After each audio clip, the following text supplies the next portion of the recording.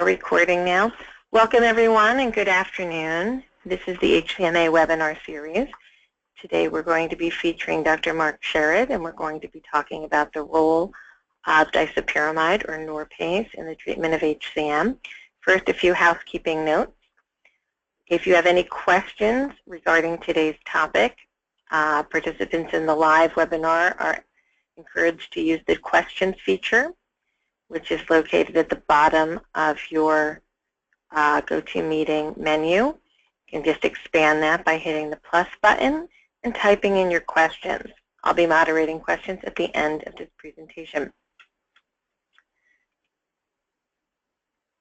This is a disclaimer that I wish to share with you all. And it's an important message from the HCMA. The information contained in this program is for informational purposes only, and it should not be used to alter your personal treatment of HCM without consulting with your HCM specialist. The HCMA does not endorse any product, and this webinar should not be interpreted as such. During the question and answer portion of this program, we may address general questions about HCM. Any information obtained should not be used to alter your treatment plan without input from your treating physician. We thank you for your participation today, and we encourage your questions and do love when our patients stay engaged and informed. So, without further ado, I am going to hand over the microphone, if you will, to Dr. Mark Sherrid, who is the Program Director at the HCM program at NYU Medical Center. And Dr. Sherrid, welcome, and thank you for joining us. Thank you for having me, and good afternoon. So I'm going to talk about disopyramide controlled release, brand name Norpace controlled release, or Norpace, short acting. And I'm going to talk about it in the context of overall discussion of medical therapy for obstructive HCM. Next slide, please. I have no relevant financial disclosures and should mention that all medicines for HCM are administered off-label. That includes beta blockades, disopyramide, and verapamil. This simply means that none of them have been approved by the FDA for administration to patients with HCM for any therapeutic benefits. So essentially what we've done is we've taken medications that are used for other cardiac conditions and are using them effectively for HCM. I'm going to introduce the idea of stepped management, which is equivalent to medical therapy and then surgery if needed. And I'm also going to discuss the question of how we can optimize medical therapy. Next slide. So for all patients, the idea of stepped management is that for all patients with obstructive hypertrophic cardiomyopathy, most patients will respond to pharmacologic therapy, and it's only a minority of the patients that will need surgical septal myectomy or alcohol septal ablation. And this approach of going through pharmacologic therapy is recommended in both the American College of Cardiology, American Heart Association, and European guidelines. Next. Is there any evidence that this is a safe approach? And that's one important issue. Or should patients just go for surgery? What about this intervening step for medical therapy, and is it the right thing to do? And this paper by colleagues from Toronto showed that in groups of patients treated conservatively with pharmacologic therapy over the long term, there was no difference in the survival in patients treated with surgical myectomy. This was HCM-related survival, not overall survival, because patients, of course, can die from other conditions unrelated to their HCM. So this was teasing out the cardiac survival. This gives substantial reassurance that treating patients with medicines first is a safe approach, and no different, in fact, than operating on patients who have symptoms right away. Next slide. So this conservative cohort, the majority of patients treated in Toronto received beta blockers and disopyramide, about 60% received diso, which represents in fact a far higher rate of medication use than reported in other studies, studies done at other centers. There are centers that don't have familiarity with the use of disopyramide, and one of our efforts over the years has been to try to talk about and explain the utility of this agent for patients who want to have a medical management short of surgery. Symptom control and excellent HCM survival can be achieved with medical therapy, as per Ball et al. And the subset of conservatively treated patients who die prematurely are those very symptomatic patients who refuse invasive therapy or have some serious comorbidities that preclude an invasive intervention.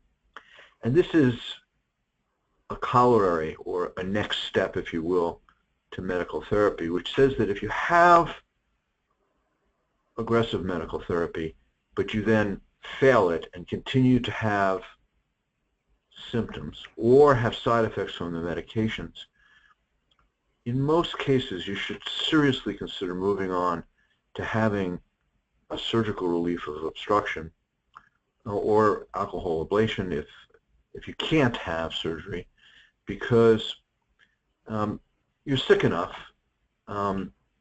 with significant limitation to benefit from surgical myectomy. And most of us in this field believe that if you have a lot of symptoms and have high gradients, especially if you've failed all medications, that you should strongly consider moving on to the next step and having the obstruction fixed. Next slide. So how do we optimize medical therapy? Next slide. First of all, there's rarely urgency in the treatment of obstruction. Most of the time, you can discuss the options with your doctor. Most of the time, you can evaluate the options that are available. It's always indicated to stop the vasodilator medications that many patients are on, because simply stopping vasodilator medications will often relieve severe obstructions. So what vasodilator medicines am I talking about? Well, most common ones are those used for hypertension, the direct vasodilator medicines, the ACE inhibitors, the ARBs, the dihydropyridine calcium channel blocker. So this is a lecture in itself, but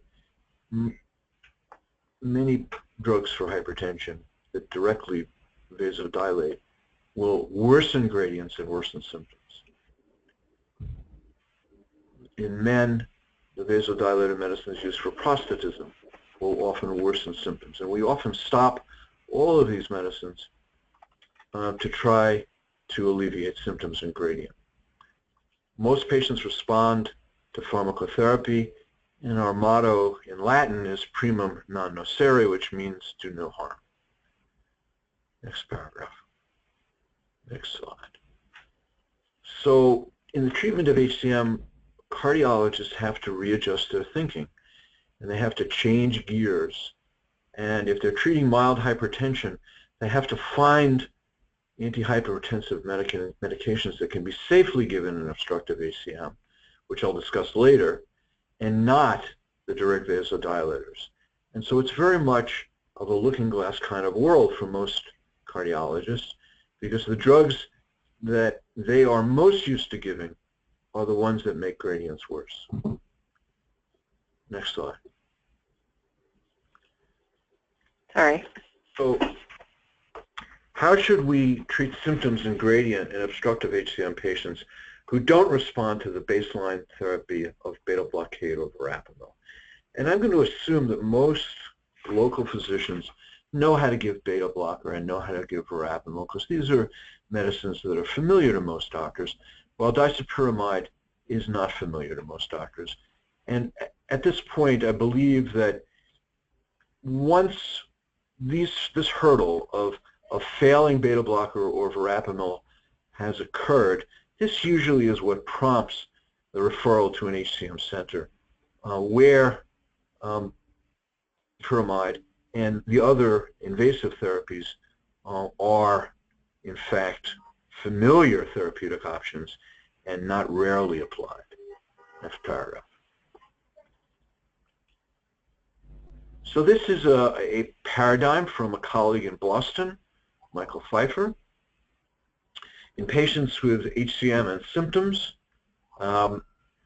we often will use beta blockers as the first drug of choice. If patients can't take beta blockers, we use verapamil instead.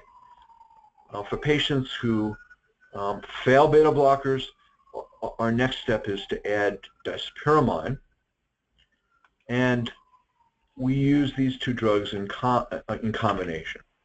For patients who can't take beta blockers, for say asthma would be an important reason, then verapamil and disopyramide would be our next step. Next slide. No, go back one. As I indicated, it's this red line that usually prompts patients to be referred to an HCM specialty center. And you see this central role of disopyramide before mechanical therapy. And for many patients, we'll try disopyramide before going on to mechanical therapy, like a septal myectomy or alcohol ablation. Next slide. So what about this drug, disopyramide? It's a drug that's been around for 25 years, or longer actually. It's a type 1 antiarrhythmic drug that was found to have strong negatively inotropic effects, which simply means that it decreases the contractile force of the heart. Many of you are probably aware that in hypertrophic cardiomyopathy, the heart is often hyperkinetic, and this hyperkinesia pushes the mitral valve into the septum with great force, causing obstruction.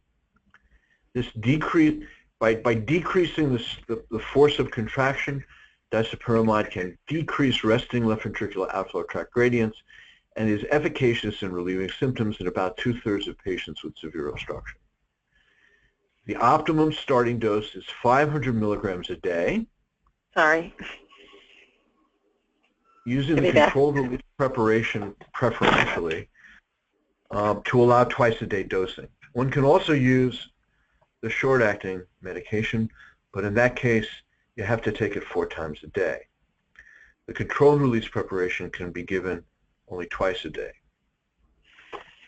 Many of you may be aware that there was problems in availability of the controlled release preparation as prepared by Pfizer. They now have fixed that problem, and it's available widely on the shelves. There's also a controlled release preparation that's manufactured in France, which is available in Canada, but that is not easily available to American consumers. So, in consideration by the ACC/AHA guidelines in 2011, this drug was given a 2A recommendation, which means that it is a good option for patients with obstruction that does not respond to beta blocker. And similar, perhaps better recommendation was given by the 2014 ESC guidelines. Next slide. One of the reasons we like disopyramide in this condition is that it's a stronger drug for reducing gradient than either beta blocker or verapamil. This study was done in Japan, giving first one drug, then the next after a day off, and then giving the next drug after a day off. And what this study showed was that for each patient, comparing the medications head-to-head, disopyramide reduced resting gradient by about 60%, while beta blocker intravenously, these were all given intravenously, reduced gradient by about 19% or 20%, and verapamil reduced gradient by about 10%, giving comparable doses of each agent. And the reason for this is that disopyramide is a stronger negative inotrope and has more of an effect on gradient than do any of the other agents. In part, the problem with verapamil is that it also can vasodilate patients. And if the vasodilating effects outweigh the negative inotropic effects, one can get worsened obstruction. Next slide. So disopyramide is most often used in combination with beta blocker for its effect on exercise gradient. Its main limitation is that it blocks the vagus nerve, and it can cause a dry mouth, and you can't give it to men who have significant prostatism or difficulty urinating because of a large prostate. You also can't give it to patients who have impaired global systolic function, but this is rarely an issue in patients with obstruction and hypertrophic cardiomyopathy. And we spend a lot of time talking with patients once they're on disopyramide about avoiding concomitant or together use of medications that prolong the QT interval.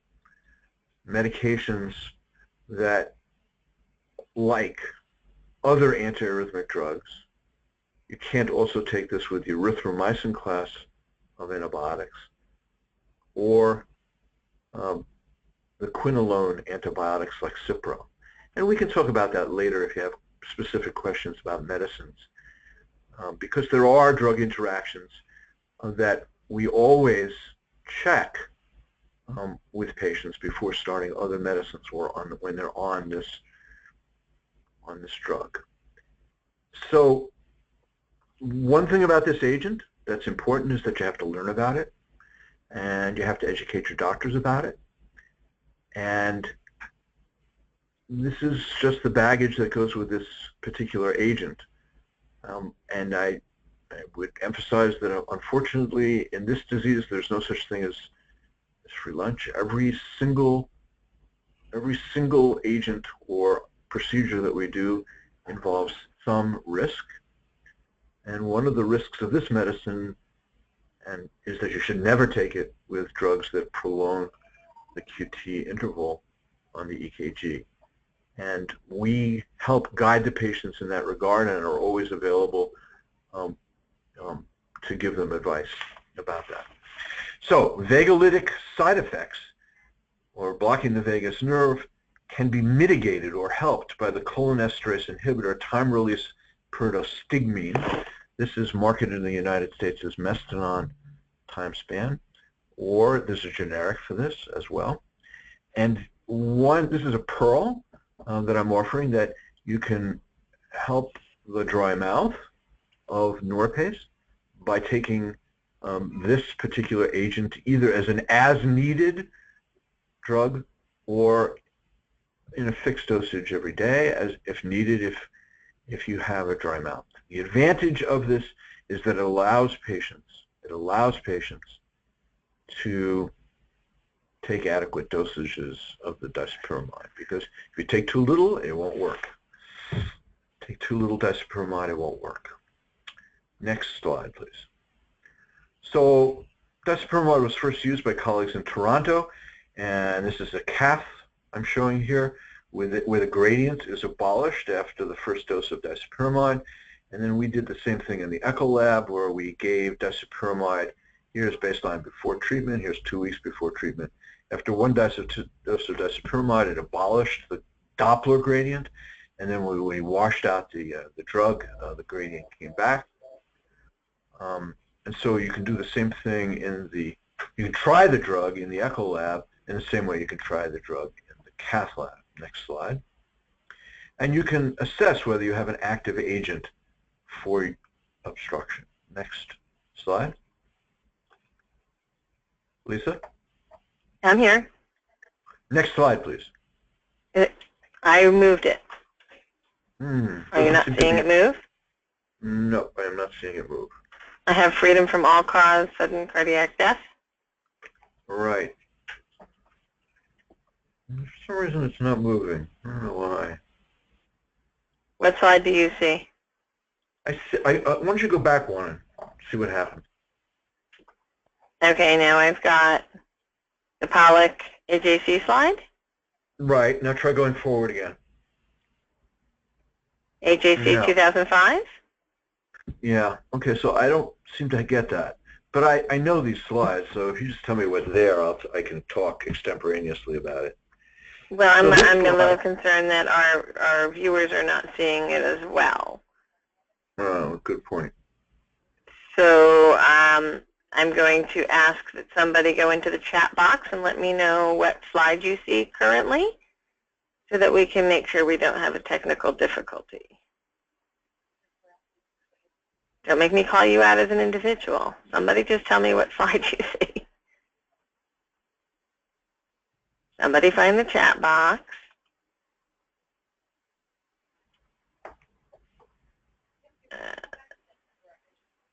Now what slide do you see?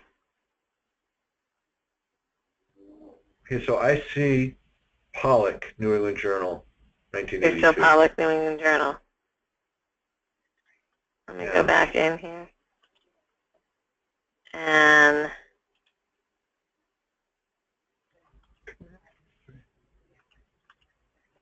this is not working. I'm seeing the slide switch. Nobody, oh, hold on one second. I have a few questions. Not switching. Slide not switching, same slide. Okay. Thank you all for popping in on the question pop. Let me see what I can do to,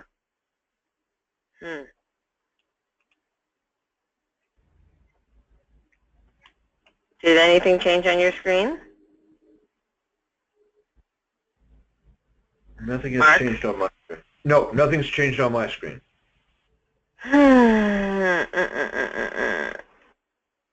What happens if we close it and go back, come back in? Well, that's going to, I think it's something with the software. I don't think it's necessarily with the PowerPoint. Give me 1 second here, people. We have technical difficulties. Please stand by.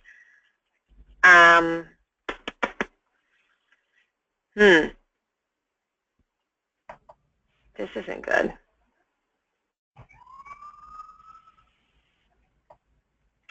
I'm going to turn it off and turn it back on. So Okay. nobody log off. I'm just turning it off, so you should not see. It just switched for me. Yeah. Okay, so I'm going to turn it back on.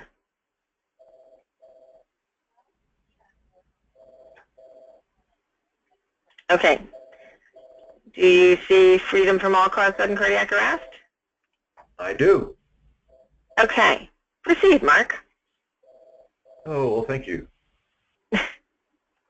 So it was important to try to show that this was a safe therapy. So we had a multi-center study of 4 different institutions, 2 continents, and we showed that that comparing patients who got disopyramide from patients who didn't get disopyramide, that there was a trend towards increasing survival in the disopyramide treated patients.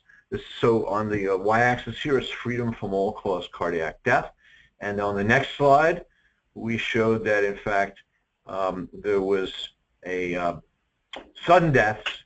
There was a trend towards a lower sudden death rate as well. Certainly, with this kind of survival curve, it gave us a lot of reassurance that disopyramide was not hurting people and was not causing sudden death. And we thought this was important because we knew that sudden death was part of the natural history of the disease, and we wanted to make sure that this particular agent did not enhance the chance of dying suddenly, and it does not. Next slide. We also, in this preliminary work, found that it worked in a lot of patients, but in over a third of the patients, it didn't work. And so we were curious to see who it didn't work in. And in the middle two bars here, you can appreciate that the patients with the highest resting gradients were non-responders, as opposed to patients who were responders with 75 with 75 millimeter gradient. These patients were more likely to respond than the patients who had very high resting gradients. We defined a response as a gradients less than 30 after the initial dosing with disopyramide. Also, the patients with longer leaflets were less likely to respond. And in fact, patients who had both very high gradients and long leaflets of their mitral valves are less likely to respond to disopyramide medication. And this is because they have a mechanical problem that has to be alleviated mechanically. Next slide. And then in another study published in Circulation Heart Failure, this is how we treated a fairly large cohort of patients, 299 patients who were unresponsive to these first-line drugs.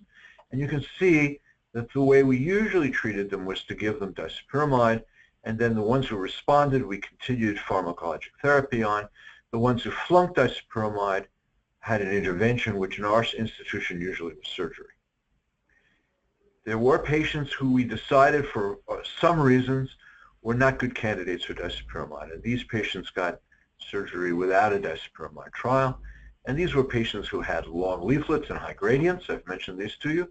Patients who had prostatism or had a contraindication to diso, or patients who had severe aortic stenosis or who had coronary disease who needed to have some other operation done at the same time. So most of the patients we gave disopyramide to, but there were patients where we skipped a step and went right to surgery because they had a contraindication, or because they had high gradients, or because they had coronary disease or aortic stenosis. So you could get surgery in two ways here. And I mentioned to you back when that if patients fail disopyramide, one should consider moving in this direction relatively quickly. Next slide. So this is stepped therapy, and in stepped therapy, the goal is to reduce gradients. And we got the gradients down one way or another. For all the 299 patients who failed beta blocker or verapamil, we got the gradients down to 10 millimeters of mercury one way or another. In the patients with disopyramide, the gradients came down to a moderate degree, from 63 to 25. Surgery was the best way to get disopyramide, to get the gradients down. And there were patients who failed disopyramide, where the gradients were intermediate, who then had a very nice reduction after surgery. Next slide.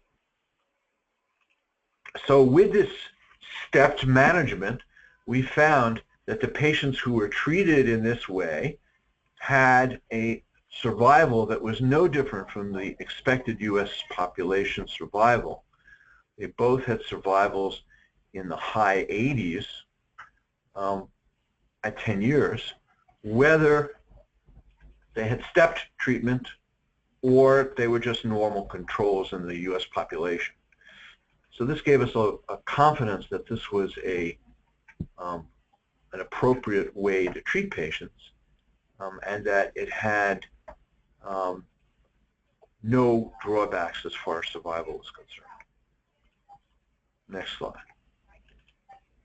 However, it's important to mention that when you treat patients aggressively, either with aggressive medical therapy or devices or surgery, that patients can have side effects. And anyone who says that there's no side effects from their treatment of HCM is making it up. So in our 138 surgical patients, this was back when. We've now operated on more than 350 patients.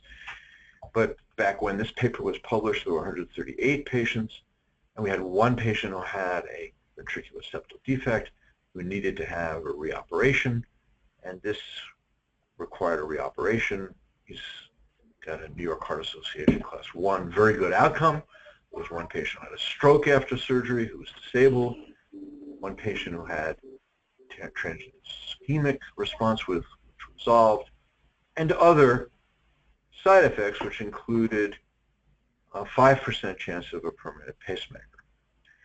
So one of the reasons we tend to try to go through the medical step before resorting to surgery is that in all surgical series, these sorts of complications can occur.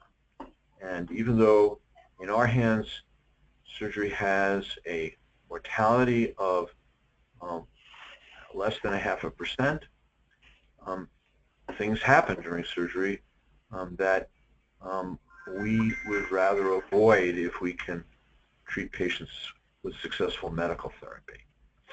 In the patients treated with disopyramide, there was one patient who had an arrhythmia that we decided was likely due to the disopyramide. That patient had severe diarrhea, which resulted in hypokalemia, and as soon as the hypokalemia was resolved, that arrhythmia went away. That hypokalemia means low potassium. That patient had an ICD discharge with complete subsidence of the arrhythmia after potassium repletion, and she wanted the disopyramide started because it made her feel so much better, and she went another 5 or 6 years and then died of an unrelated problem at age 88. We had one patient who had heart block from the disopyramide and 2 patients who had urinary hesitancy. And we know that putting in devices in patients, which 20% of our patients had, can have problems with tamponade, inappropriate shock, and rarely infection. So we know that aggressive treatments, regardless of whether they're medical or surgical, can have some risk. And one of the things that we always do is discuss benefits and risks with patients before we embark on any therapy. Next, and I think we're getting to the end here, we published a paper which is available to physicians, a primer of disopyramide treatment of obstructive HCM, which is available for patients, or really for doctors, to learn about this condition if they're not familiar with it. Next slide. The drug dosages that work are beta blockade increased to a heart rate of 55 to 60, disopyramide 250 milligrams twice a day to 300 milligrams twice a day, or disopyramide regular release 100 to 150 milligrams 4 times a day. Verapamil sustained release 240 to 360 milligrams a day. To relieve the dry mouth, pyridostigmine time span 180 milligrams once or twice a day, or the regular release preparation 60 milligrams 3 times a day. So not everyone takes this last one when they take disopyramide, but we offer it to everyone for dry mouth. Next slide. And some patients have hypertension. So patients with HCM are not immune to hypertension. At least 30 to 40% of the patients will come in on vasodilator medicines for hypertension, which makes them worse, increases their gradient. And another set of pearls is that oral clonidine, either at night or as a patch, topical patch, can drop blood pressure and relieve hypertension without increasing gradient. And it is useful as an adjunct therapy for patients who have hypertension. It is useful for relieving hypertension. And low-dose diuretic, triamterene hydrochlorothiazide, half a tablet daily, can be useful and can be acceptable treatment of hypertension without increasing gradient inordinately. Next slide. So in summary, 60% of patients who fail to achieve symptom relief with beta blockade or verapamil will respond to disopyramide because it's a stronger negatively inotropic drug. Vagolytic symptoms drop, blocking the vagus nerve on disopyramide. Those side effects like dry mouth or constipation are relieved by pyridostigmine, and that's a pearl because it allows one to take a higher dose of disopyramide that would be therapeutic. And if disopyramide does not work, strongly consider moving on to septal reduction, surgery, or alcohol ablation. Thank you for your attention.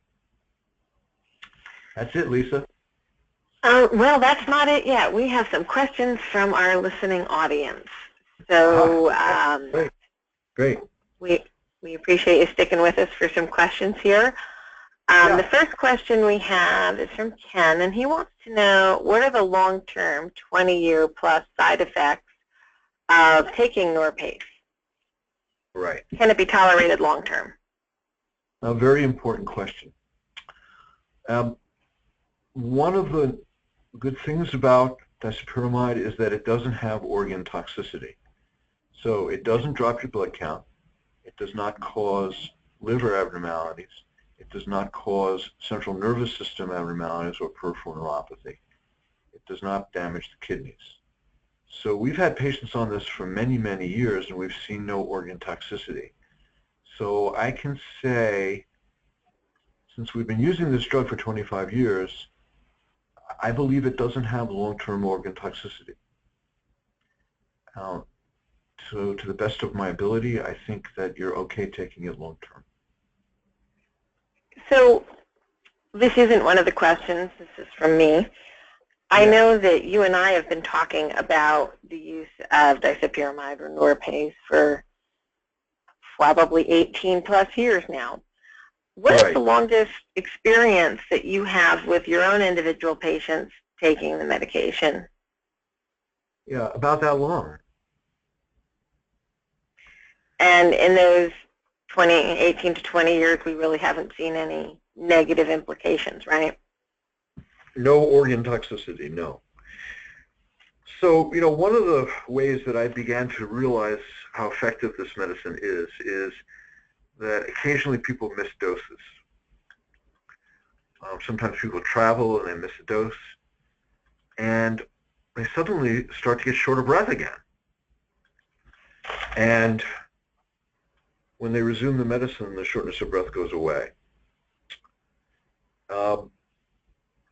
And let's face it, who wants to take a medicine? No one wants to take a medicine. Who wants to take a medicine that can dry your mouth out? No one wants to take a medicine that can dry your mouth out. One of the other reasons why I've become convinced over the years of the drug's efficacy is that patients are more than willing to put up with the mild inconveniences of the medication because of its benefits in relieving symptoms from their HCM. So yes, long-term it's okay, and even 10 years, if you stop or miss doses, the shortness of breath will come back. So I'm also going to ask another question that I don't think we covered here. Starting Norpace, how should one, if the patient says, yes, I'm interested in this drug, should they go to their local cardiologist and get a prescription and go down the pharmacy and pop some diso and see how it works? Or is there a more structured way they should start this medication? Right. Well, as I indicated, I think usually failure of beta blockade or verapamil will often prompt a local physician to refer to an HCM center. And I think this is one of the reasons why patients have come to us sometimes, that their local physician has run out of familiar turf. The way we start patients, and this is the way we've started patients for 25 years, is we admit patients to the hospital to start the drug. And I'll explain why we do that in just a minute. However, at a recent conference where HCM experts were polled, I would say only half the doctors admit patients to the hospital to start drug. And probably the two largest centers outside of ours, the one in London and the one in Toronto, don't admit patients to the hospital to start disopyramide. So I think, you know, if we have 350 patients on disopyramide, they've probably got 700 or more on disopyramide, and they have not admitted the patients there.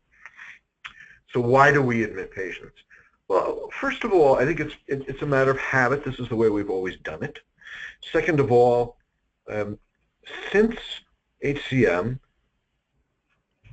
is a disease where arrhythmias are part of the disease, and since this drug can very, very rarely in other conditions, not in this condition, so much provoke arrhythmia, we view it as a margin of safety to admit patients to the hospital for 3 days. Call it dotting I's and crossing T's. We're just cautious folks, and we admit patients to the hospital for 3 days. No insurance company has ever given us a hard time for doing this. They know that the next step for most of these patients would be surgery, and they're eager to try to find a medical solution, as eager as the patients are. In the hospital, the patients are put on a 24-hour continuous telemetry monitor. We do EKGs every day, and if they don't respond to 300 milligrams after 2 days, we'll titrate up the dose to 600 milligrams a day. So one advantage of admission is, let me tell you a scenario that sometimes happens with patients who are given the medicine as an outpatient at a low dose. They'll take a low dose, say 200 milligrams a day, and they'll come back and say, this isn't working. We have to do something else, or whatever reason. Suffice it to say that what we enable by admitting patients to the hospital is we give the full dose right away, and we find out right away whether it's going to work or not. And if it's going to work, great, then we continue the drug. If it doesn't work, then the patient knows this relatively quickly, within a month, and the patient can move on to the next steps. There's a real problem with this up titration. You have to come back to the doctor each time to up titrate. It can take months before you get up to the right dose, especially if you're traveling at any distance from the doctor. It's a real bother. So our philosophy is, let's give the right dose, and let's give it in the beginning, and let's find out if the patients respond, and let's do it safely in the hospital and make sure that there are no adverse side effects. Next question is, can disopyramide stop working after a while? Or if it works, does it, quote, always work? I think that there's a small number of patients where it stops working, yes. I'm not sure it's because it stops working or that the patient's disease has progressed over time. I think it's more likely that the patient's disease has progressed over time. We believe that there is a progression of the mitral valve abnormalities in HCM. We believe that in some patients the SAM gets worse over time because of the patient's own native condition, and that's a way, I think, that the patient's own native condition can progress, causing drug failure. Okay, another question from Howard. Another physician, well known, put him on 240 milligrams of verapamil and 300 of Norpace taken twice a day, 150 each. Will increasing the dose of Norpace to, say, 600 reduce his gradient if it hasn't already come down? Right. So that may be a little too specific to be able to be specifically addressed. There's an old saying that no carpenter admires another carpenter's work. So there's danger in my being that carpenter who's not admiring the other doctor's work. So first of all, that combination is a reasonable combination. But as I indicated to you, verapamil is the least strong of all the medicines for relief of obstruction. And 300 milligrams of disopyramide a day is a subtherapeutic dose and often will not work. So The answer to your question is that yes, a higher dose of disopyramide, as high as 600 milligrams a day in conjunction with the verapamil, could lower the gradient more effectively than the subtherapeutic dose of disopyramide that you're on now. But I will put the big asterisk on the end of that question and say, please consult with your physician before changing your dose. It could be dangerous to just up your dosing at home. So please make sure somebody's monitoring that. 100%. And if you're doing it as an outpatient, you should certainly have your QT interval checked, your EKG checked after your doctor increases that, or do it in the hospital. Mm-hmm. Next question, is diso taken in addition to verapamil and or Norpace or in place of one of them? So we use combination therapy. We never use all three drugs together. We never use beta blocker, verapamil, or disopyramide together unless there's a pacemaker. Usually. There are rare circumstances when we'll give medium doses of all three together. But your specific question once again? Is diso taken with one or both of them or in replacement of one or both of them? If you're on beta blocker and verapamil together, is that the question? Yes. So they're asking if they're taking if they're taking metoprolol and verapamil, do they add in Norpace or is it a replacement for one of them? Yeah, it's usually a replacement for the verapamil. In our hands, the only time we would give all three together is if the person has an underlying pacemaker. Okay, I have another question that's similar to another one that we already asked. This one's from Bob. I take disopyramide 150 twice a day and experience shortness of breath when exercising aerobically at a more acute level. Would increasing the dose to 250 or 300 taken twice daily have a positive impact on this? If so, what's the downside to increasing the dosage? Right. Well, first you have to step back and ask the question, do you get obstructed after exercise?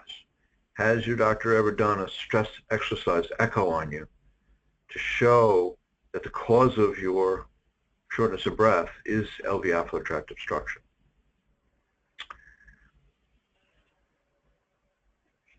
Let's assume that the answer is yes. Let's assume that you have a gradient of 30 at rest that goes up to 90 after exercise. Let's just assume that. The answer is yes. A higher dose of disopyramide can help exercise tolerance.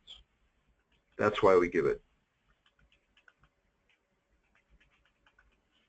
Okay, I have one last question that is really not a DISO question, but I think we can take a crack at it for the audience. This individual had a myectomy over a year ago. I don't know where they had their myectomy. They're doing they're doing okay, but is it okay to do heavy weightlifting at the gym, or can heavy weightlifting bring the obstruction back or cause other cardiac issues? Yeah, it's an important issue. We don't recommend that. We don't recommend extremes of exertion, and we recommend against a competition after myectomy, even if the myectomy has been successful. And the reason for that is the remaining cells in the heart that are not participating in the obstruction, but the remaining myocytes, the heart cells, are abnormal in HCM and have a predilection, a predisposition to arrhythmia, even if the patient isn't obstructed. So it isn't so much that the exercise will bring on obstruction, but it's the concern that the exercise might bring on arrhythmia that we're concerned about. So yeah, I would avoid extremes of exertion like that. Let me mention just in in passing that to learn more about disopyramide, you can ask your physicians to read that primer of disopyramide that we wrote that is in the journal Progress in Cardiovascular Disease, or the paper is actually reproduced in part on HCMNY.org. HCMNY.org at the bottom of the first page. That paper exists. Okay, just as clarification, that my concern with that myectomy question and exercise was it a complete myectomy, but it was done at Cleveland Clinic, so I suspect that it was. Last question is an administrative type question, and they wanted to know if they could get a soft copy of the slides, but I'm going to say no, because after I upload this recording to our YouTube site, it will be able to be viewed and stopped and evaluated on YouTube. And our YouTube channel is YouTube.com/HCMA USA, and it will also be linked on the HCMA website in the Ask the Experts area. So you will have access to it in both locations. Let me just double check to make sure that we don't have any other questions. You're welcome for answering your question. And I have cleared the question queue. So this is my last call for questions. If anybody has anything to ask, now would be the time. And it doesn't look like anything's popping through real quick. If you do have any follow-up questions you'd like to ask, please contact us at the HCMA, 973-983-7429, or you can email us at support@4hcm.org. We thank Dr. Sherrid for spending his lunchtime with us today, and we're glad that all of you did as well, and we're wrapping up in exactly an hour. So thank you all for joining us, and you can see this video again probably by tomorrow on YouTube. Have a great day. Thank you. Amazing, Lisa. We're still online. So they're all logging off now. And we got up to, I think, 33 participants.